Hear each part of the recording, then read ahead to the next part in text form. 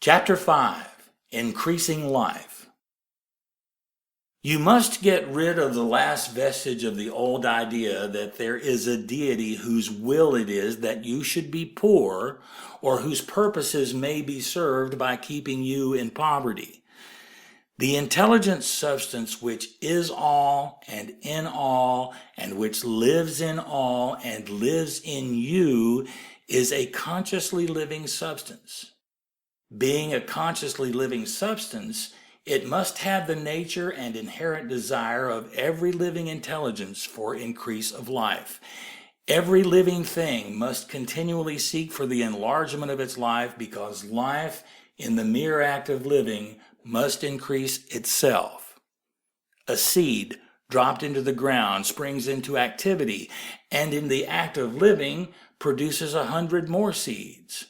Life, by living, multiplies itself.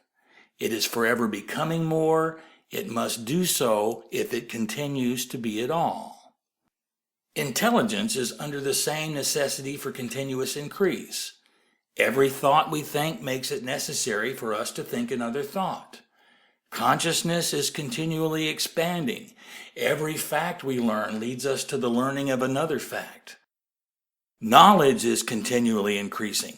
Every talent we cultivate brings to the mind the desire to cultivate another talent. We are subject to the urge of life, seeking expression, which ever drives us on to know more, to do more, and to be more. In order to know more, do more, and be more, we must have more. We must have things to use, for we learn and do and become only by using things. We must get rich so that we can live more. The desire for riches is simply the capacity for larger life seeking fulfillment. Every desire is the effort of an unexpressed possibility to come into action. It is power seeking to manifest which causes desire. That which makes you want more money is the same as that which makes the plant grow. It is life seeking fuller expression. The one living substance must be subject to this inherent law of all life. It is permeated with the desire to live more. That is why it is under the necessity of creating things. The one substance desires to live more in you. Hence, it wants you to have all the things you can use. It is the desire of God that you should get rich.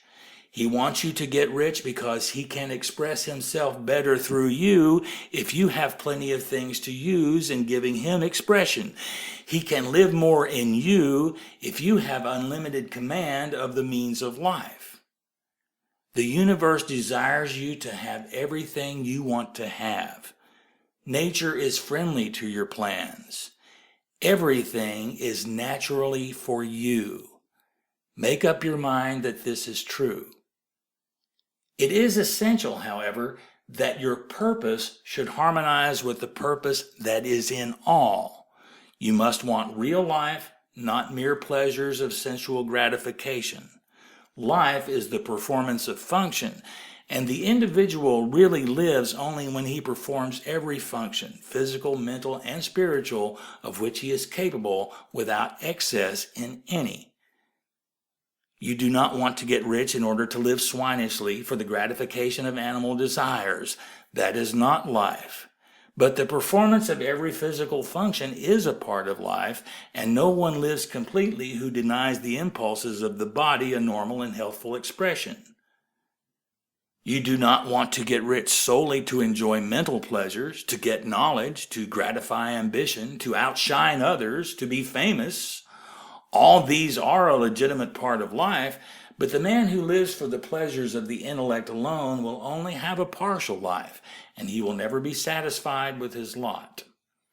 You do not want to get rich solely for the good of others, to lose yourself for the salvation of mankind, to experience the joys of philanthropy and sacrifice. The joys of the soul are only a part of life, and they are no better or nobler than any other part. You want to get rich in order that you may eat, drink, and be merry when it is time to do these things. in order that you may surround yourself with beautiful things, see distant lands, feed your mind, and develop your intellect, in order that you may love men and do kind things and be able to play a good part in helping the world to find truth. But remember that extreme altruism is no better and no nobler than extreme selfishness. Both are mistakes. Get rid of the idea that God wants you to sacrifice yourself for others and that you can secure His favor by doing so. God requires nothing of the kind. What He wants is that you should make the most of yourself and for others. And you can help others more by making the most of yourself than in any other way. You can make the most of yourself only by getting rich. So it is right and praiseworthy that you should give your first and best thought to the work of acquiring wealth. Remember, however, that the desire of substance is for all, and its movements must be for more life to all. It cannot be made to work for less life to any, because it is equally in all, seeking riches and life. Intelligent substance will make things for you, but it will not take things away from someone else and give them to you. You must get rid of the thought of competition. You are to create, not to compete for what is already created. You do not have to take anything away from anyone. You do not have to drive sharp bargains. You do not have to cheat or to take advantage. You do not need to let any man work for you for less than he earns. You do not have to covet the property of others or to look at it with wishful eyes. No man has anything of which you cannot have the like, and that without taking what he has away from him. You are to become a creator, not a competitor. You are going to get what you want, but in such a way that when you get it, every other man will have more than he has now. I am aware that there are men who get a vast amount of money by proceeding in direct opposition to the statements in the paragraph above, and may add a word of explanation here.